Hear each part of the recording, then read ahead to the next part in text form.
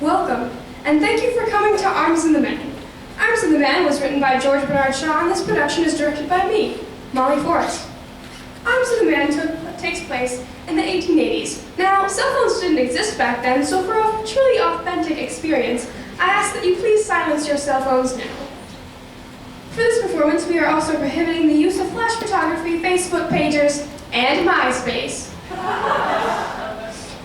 This show has a 10-minute intermission, and we are selling Arms of the Man t-shirts for $20, which you can purchase at that time. Now sit back, relax, and enjoy the show.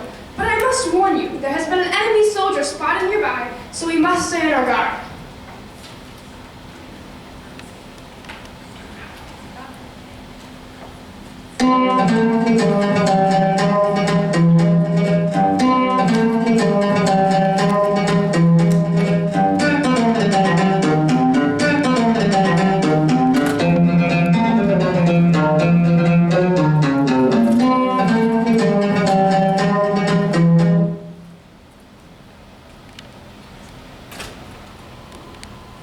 Night. A lady's bedchamber in Bulgaria. It is late November in the year 1885, barely a week since the Serbian king declared war on Bulgaria. Through an open window with a little balcony, you can see a peek of the Balkans, wonderfully white in the starlight snow. The interior of the room is not like anything to be seen in the east of Europe. It is half rich Bulgarian, half cheap Viennese. Next to the door is a desk. On it, there is a pile of paperback novels, a box of chocolate creams, and a photo of an extremely handsome officer. On the balcony, a young lady, intensely conscious of the romantic beauty of the night, is gazing at the snowy Balkans. Raina! Raina! Why? Where? Heavens, child! Are you out on the night air and sitting in your bed? You'll catch your death! Louka told me you were asleep. I sent her away. I wanted to be alone. The stars are so beautiful.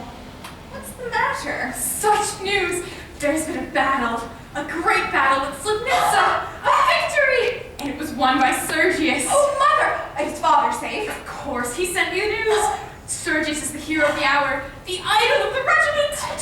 Tell me how was it? Oh, Mother! You can't guess how splendid it is.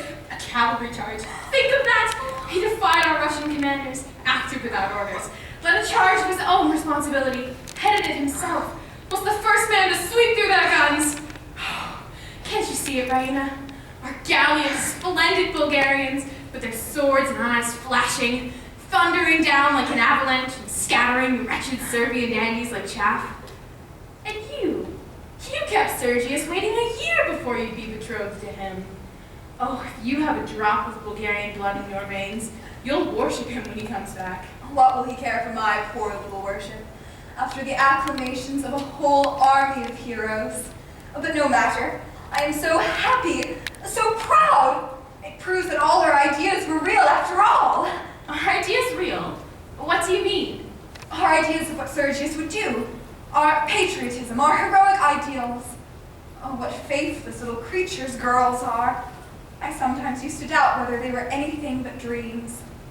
When I buckled on Sergius's sword, he looked so noble. It was treason to think of disillusion or humiliation or failure, and yet, promise me you'll never tell him. Don't ask me for promises until I know what I am promising. Well, it came into my head just as he was holding me in his arms and looking into my eyes, that perhaps we only have our heroic ideas because we were so fond of reading Byron and Pushkin, and because we were so delighted with the opera that season at Bucharest. Real life is so seldom like that. Indeed, never, as far as I knew it then. Only think, Mother, I doubted him. I wondered whether all his heroic qualities and his soldiership might not prove mere imagination when he went into a real battle. I had an uneasy fear that he might cut a poor figure there beside all those clever Russian officers. A poor figure? Shame on you. The Serbians had Austrian officers who were just as clever as our Russians, yet we have beaten them in every battle. For all that. Yes, I was only a prosaic little coward. Oh, to think that it was all true. That Sergius is just as splendid and as noble as he looks. That the world is really a glorious world for women who can see its glory and men who can act its romance. What happiness! What unspeakable fulfillment! If If you please, madam, all the windows are to be closed and the shutters made fast. They say there may be shooting in the streets. The Serbians are being chased right back to the pass, and they say they may run into the town. Our cavalry will be after them, you may be sure, now that they are running away. I wish our people were not so cruel. What glory is there in killing wretched fugitives? I must see that everything is made safe downstairs. Leave the shutters so I can just close them if I hear any noise. Oh no, dear, you must keep them fastened. You'd be sure to drop off to sleep and leave them open. Make them fast, Louka. Yes, madam. Don't be anxious about me. The moment I hear a shot, I shall blow out the candles and roll myself up in bed with my ears well covered. Quite the wisest thing you can do, my love. Good night. Good night. Wish me joy of the happiest night of my life. If only there are no fugitives. Go to bed, dear, and don't think of them. If you want the shutters open, just give this one a push like this. It ought to be bolted at the bottom, but the bolt's gone.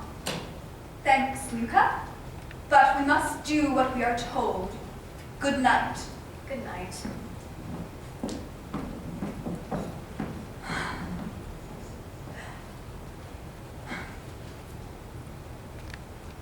Oh, I shall never be unworthy of you anymore. My hero. Never, never, never.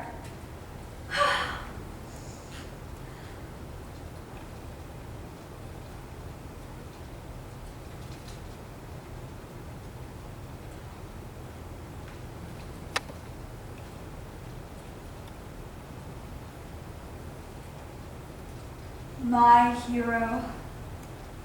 My hero.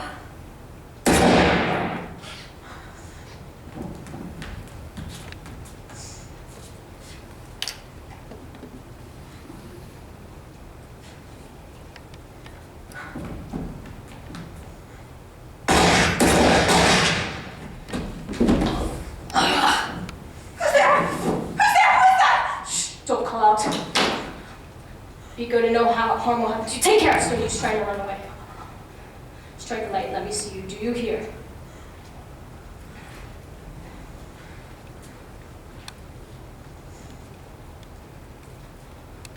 Excuse my disturbing you, but you recognize my uniform. Serbian. If I'm caught, I shall be killed. Do you understand that? Yes. Well, I don't intend to be killed if I can help it. Do you understand that? I suppose not. Some soldiers I know are afraid of death. All of them, dear young lady, all of them are. It's our duty to live as long as we can, kill as many of the enemy as we can. Now, if you call out... You will shoot me. How do you know that I am afraid to die? Well, suppose I don't shoot you, dear young lady. What will happen then? Why, a lot of your cavalry, the best blackguards in your army, will burst into this pretty room of yours and slaughter me like a pig. For I'll fight like a demon. They shan't get me into the streets to amuse themselves with. I know who they are. Are you prepared to receive that sort of company in your present undress? It's rather scanty, eh? Stop! Where are you going? Only to get my cloak. Yes, the cloak. A good idea. It's a better weapon than a pistol. It is not the weapon of a gentleman. What's good enough for a man who is on you to stand between him and death?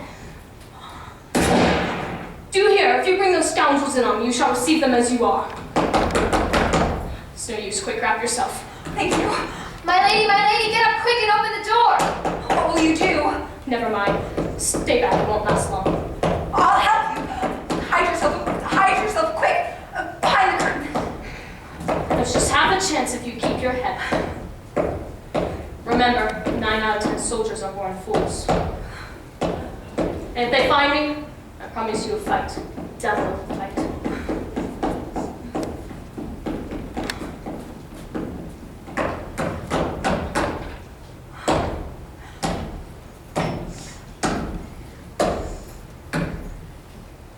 A man has been seen climbing up the water pipe to your balcony. A Serbian. The soldiers want to search for him, and they're so wild and drunk and furious. My lady says you are to dress at once. They shall not search here. Why have they been let in? Oh, Raina, darling, are you safe? Have you heard anyone or seen anything? I heard the shooting. Surely the soldiers will not dare come in here. I have found a Russian officer. Thank heaven he knows Sergius. Sir, you will come in now. My daughter is ready. Good evening, gracious lady. I'm sorry for the intrusion, but there is a fugitive hiding on the balcony. Will you and the gracious lady, your mother, please withdraw whilst we search? Nonsense, sir. You can see there is no one on the balcony. Cease firing there, you fools! Do you hear? Cease firing, damn you! Could anyone have gotten in without your knowledge? Were you asleep? No, I have not been to bed. Your neighbors have their heads full of runaway Servians. They see them everywhere. 1,000 pardons, gracious lady. Good night. Don't leave my mother, Louka, whilst the soldiers are here.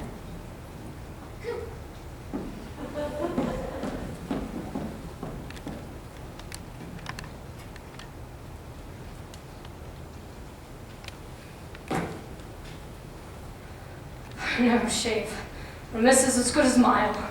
Dear young lady, your servant until death.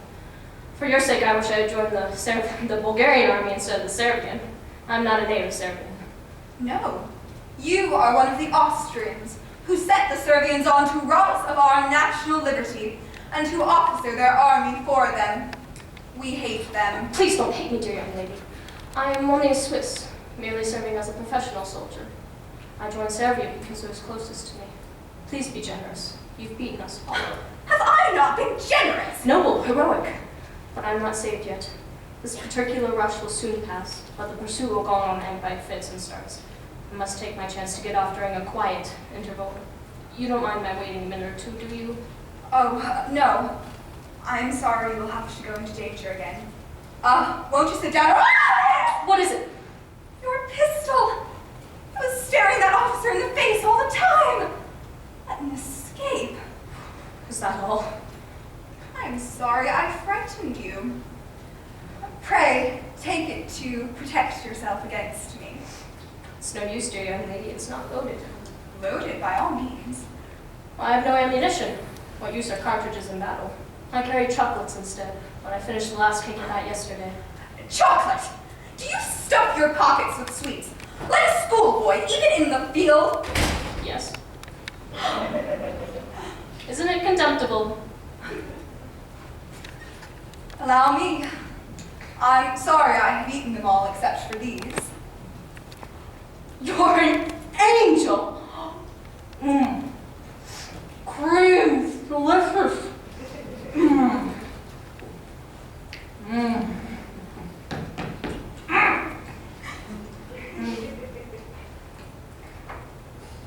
Bless you, dear young lady. You can always tell an old soldier by the inside of his holsters. The young ones carry pistols and ammunition. The old ones, grub. Thank you. Don't do things so suddenly, gracious young lady. Don't revenge yourself, because I frightened you just now. Frighten me? Do you know, sir, that though I am only a woman, I think I am at heart as brave as you? I should think so. You haven't been under fire as I have for 3 days. I can go 2 without showing it much. But 3, no man can stand 3 days. I'm about as nervous as a mouse. Oh, if I was like Kemp, he'd been playing all sorts of tricks on me right now. Would you like to see me cry? No. Well, if you would, all you'd have to do is scold me like I were a schoolboy and be my nurse. I'm sorry. I won't scold you. You must excuse me. Our soldiers are not like that. Oh, yes, they are. There are only 2 sorts of soldiers, the old ones and the young ones.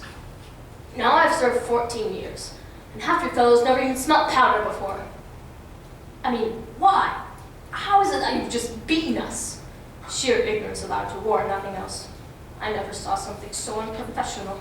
Oh, was it unprofessional to beat you? Well, come, is it professional to throw a regiment of cavalry on a battery of machine guns with dead certainty that if the guns go off, not a man or horse will get within 50 yards of the fire? I couldn't believe my eyes when I saw it. Did you see the great cavalry charge?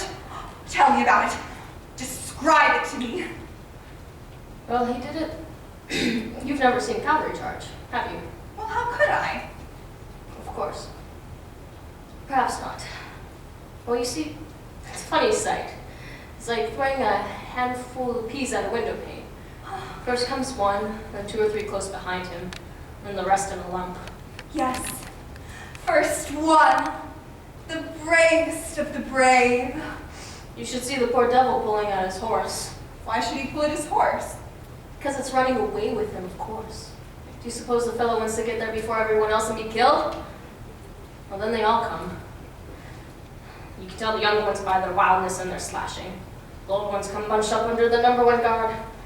They know that they're more projectiles, and that's no use trying to fight. But Well, most of the injuries are broken knees from the horses cannonading together. I don't believe the first man is a coward. I believe he is a hero. That's what you would have said if you'd seen the first man in the charge today. Oh, I knew it. Tell me about him. Well, he did it like an operatic tenor. A regular, handsome young fellow with flashing eyes and a lovely mustache, shouting a war cry like Don Quixote charging at the windmills. We nearly burst with laughter at the sight of him. But when the sergeant ran up to us white as a sheet and said they'd sent us the wrong cartridges and we couldn't fire another shot for 10 minutes, we laughed at the other ends of our mouths. I had never felt so sick in my life before, though I've been in 1 or 2 very tight places. Well, I didn't even know a revolver cartridge. We had no bayonets, nothing. Of course they cut us to bits. And then there was Don Quixote, flourishing like a drum major, thinking he'd done the finest thing ever, whereas he had to be court-martialed for it. Of all the fools let loose on the field of battle, that man must be the very maddest. He and his regiment simply committed suicide. Only the pistol misfired, that's all. Indeed.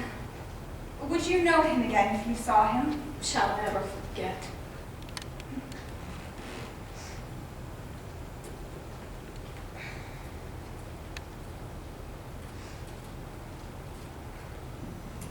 This is a photograph of the gentleman, the patriot and hero, to whom I am betrothed.